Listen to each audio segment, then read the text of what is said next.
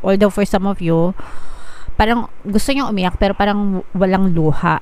Comment down below guys if naka-resonate kayo, kasi ganun yung nararamdaman ko. Parang gusto nyo umiyak pero walang luhang lumabas. Hindi nyo alam kung dahil sa galit or natatawa kayo sa sitwasyon nyo or parang tinanggap nyo na lang.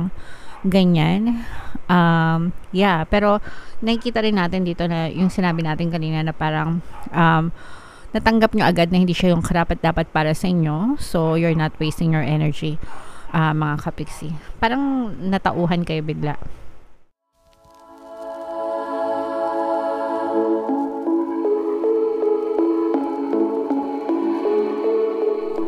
Hello guys, hello Taurus, welcome back to Pinoy Pixie Tarot. Ang pamagat ng ating episode for tonight is Silip sa Pag-ibig. Ito yung ating monthly love scope for November para sa Taurus, Sun, Moon, Rising, Sign, and Venus. General reading lang guys, pwede mag-resonate, pwedeng hindi. Combination ng positive and negative energy mga kapiksi. If in case na hindi kayo, pwedeng mapick up yung energy nyo or yung energy ng person nyo. If in case hindi kayo maka-resonate, try nyong panoorin yung video para dun sa zodiac sign ng person nyo. Baka nandun yung energy nyo mga kapiksi. So, for some of you guys, merong third party or merong naninira dun sa relationship nyo. May umaahas, literal na may umaahas dun sa partner mo or sa specific person mo. And yung iba sa inyo, parang parang there's no chance na magkaayos pa kayo ng person mo because of this person. So, parang nawasak na yung inyong relationship mga kapiksi. And yung iba sa inyo, parang nagkakaroon na rin ng endings. Parang gusto nyo na ng ending dito sa relationship nito because you want to be happy. Gusto mo na mag-move on. Gusto mong mahanap yung para sa'yo. Gusto mong mahanap yung tao na deserve mo. For some of you, parang pwedeng natukso itong person mo dito or parang sinadya na tuksohin nitong person na to, yung person mo, third party. This is a third party mistress mga kapiksi, no? Kasi maraming klase ng third party. Third party, pwedeng trabaho yan, pwedeng barkada, pwedeng in-laws, ganyan, bisyo. Pero in this case, third party na other person yung ating nararamdaman. And parang sinira talaga nito. Parang itong third party na to, meron talaga siyang intention na agawin yung person mo sa'yo. And ang intention niya is masira yung relationship nyo para mapasa kanya yung person mo, mga kapiksi. And for some of you, parang tanggap nyo na this relationship is over. Yung iba sa inyo, ayaw nyo nang balikan itong person nyo. Excuse me, sorry. Ayaw nyo nang balikan to, ayaw nyo na sa kanya because of what happened. And yung iba sa inyo, parang ready na kayo na mag-move on, either na single kayo or with another partner or with a new love relationship mga kapiksi. So, I'm sensing na, I'm not sure if napatawad nyo na tong person na to, pero gusto nyo na lang siyang kalimutan. Gusto nyo na lang mag-move on and kumbaga parang meron kayong thoughts na bala kayo magsama kayo. Parang ganun. Magsama kayo, parang ganun, no? So, hindi ko nararamdaman na nanghihinayang kayo. Pero ang nararamdaman ko is parang yung iba sa inyo, parang masaya kayo kasi parang nabunutan kayo ng tinik, no? Yeah, so ganun yung nakikita natin na energy dito sa inyong sitwasyon. So this will not resonate with all guys, pero if in case na naka-resonate kayo, comment down below mga kapiksi. Alright? Okay, so tingnan natin yung ganap sa inyong relationship, Taurus, kung meron bang bagong pag-ibig or meron pa ring lingering feelings dun sa ex-person. Kasi yung iba sa inyo, feeling ko ready na kayo na mag-move on to another guy or to another person and saying good. So parang this is like endings and new beginnings pagdating sa relationship mga kapiksi. Alright? So shuffle ko to, hanapin ko yung energy ng love and energy ng Taurus mga kapiksi. Habang sinashuffle ko to, panoorin nyo muna tong video natin regarding sa ating paano mag-manifest ng abundance video course. Kapiksi, sawa ka na ba sa mga struggles at hirap sa buhay mo? Masipag ka ba at masikap sa buhay ngunit hindi ka pa rin umaasenso? Ilang beses ka na bang nag-attempt magnegosyo at mag-invest pero palagi ka pa rin nalulugi? Sa pagkakataon na ito ay maaaring may subconscious beliefs ka na nagiging balakid sa iyong pag-unlad at pagyaman. Introducing, paano mag-manifest ng abundance video course. Dito ay matututunan mong ma-overcome ang mga balakid mo para tuluyan ka ng umunlad, umasenso, sumagana, maging matagumpay, successful at maswerte sa iyong kabuhayan, pera, trabaho, negosyo, salapi at kaperahan ng bonggang-bongga. Dali, mag-send na ng email sa pinoypixie@gmail.com at simulan na ang iyong pagyaman ngayon. Alright, so gusto mo bang yumaman, kapiksi? Kung gusto mong yumaman, umunlad at umasenso ng bonggang-bongga, mag-avail ka na ng course, guys, kasi sobrang ganda talaga niyan. And meron tayong ongoing sale, mga kapiksi, no? Magbibigay ako ng 10% discount sa lahat ng mag-avail ng course, guys, until October 31. So mag-avail na kayo habang may mega sale tayo. And meron din tayong email coaching, mga kapiksi, manifest your desires using the law of attraction. If meron kayo mga specific na gusto nyong i-manifest, pwedeng love and relationship, mga kapiksi, pwedeng money or career, pwede kayo magpabook ng email coaching session with me. Mag-send lang kayo ng email sa pinoypixie@gmail.com. So, ito yung energy ng love, mga kapiksi. Tapos, Taurus, guys, kaya ay represent ng Queen of Pens sa ating spread. Meron tayong presence ng fire sign dito, guys. Aries, Leo, Sagittarius. For some of you, maaring fire sign yung iyong person or maaring meron silang fire element sa kanilang natal chart. So, ito, guys, no, sentrong-sentro ng energy nyo yung falling apart na energy.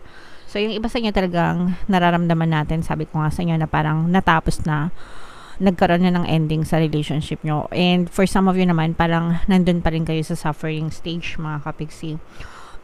Pwedeng ginosted na kayo nitong person nyo, guys, nanlamig na yung person mo, ginosted kayo, binlock, pwedeng binlock na kayo, cold treatment, ganyan. Hindi pinapansin din ni Dedma, avoidance, no? As in, complete avoidance talaga. Or pwedeng kayo rin mismo yung nag-a-avoid dun sa person nyo. For some of you guys, parang feeling ko kakapanganak nyo pa lang. Comment down below, guys, if naka-resonate kayo, no? Parang kakapanganak nyo pa lang. Let's say, for example, nabuntis ka ng person mo, tapos kakapanganak mo pa lang, tapos parang iniwan na agad kayo nitong person mo. Mga kapiksi. Alright? Pero, nilalakasan nyo na lang yung loob nyo. Yung iba sa inyo parang feeling ko, umaabot kayo dun sa, kino-question nyo, no? As to why things are happening. Pero parang, nilalakasan nyo na lang yung loob nyo. Dahil may mga anak kayo, ganyan. Or, para sa mga anak nyo. Pero, parang feeling ko yung iba sa inyo, parang madali nyo lang siyang natanggap. Hindi na kayo masyado nagdadrama.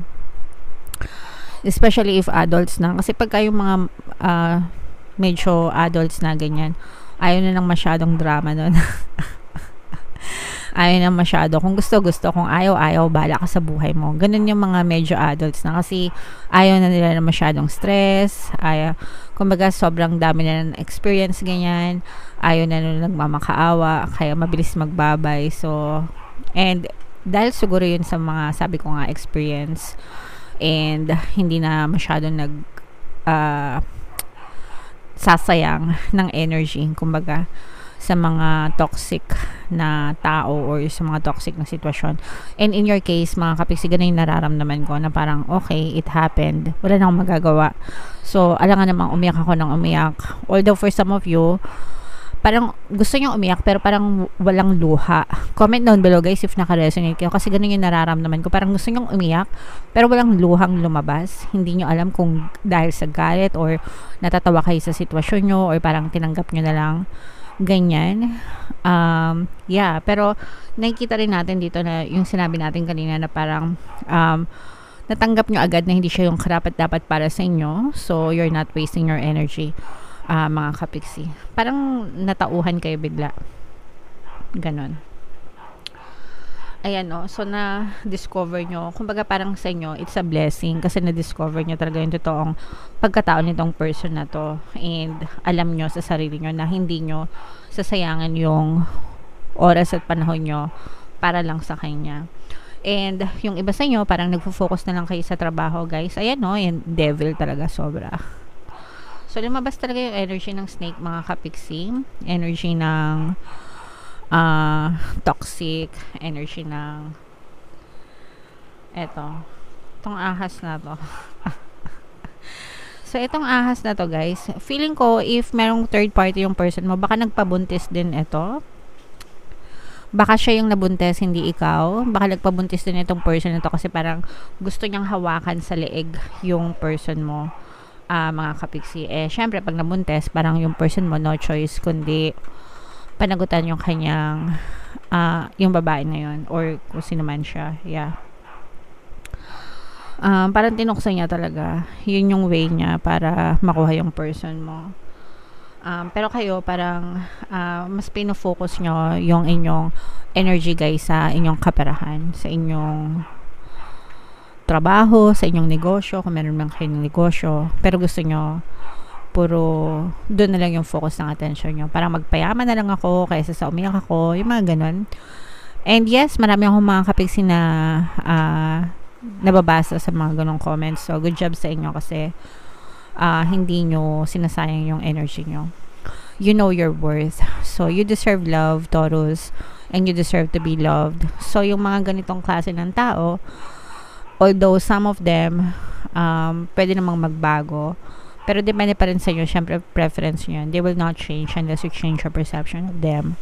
Pero you should know your worth. And ito yung nakikita natin, na you know your worth. And alam nyo kung sino yung mga tao na pinagbubusan ng luha. And kung sino yung mga tao na dapat dinidelete na talaga sa contacts. Okay? So, itong mga person na to, sila yung tipong dinidelete agad sa contacts, mga kapiksi.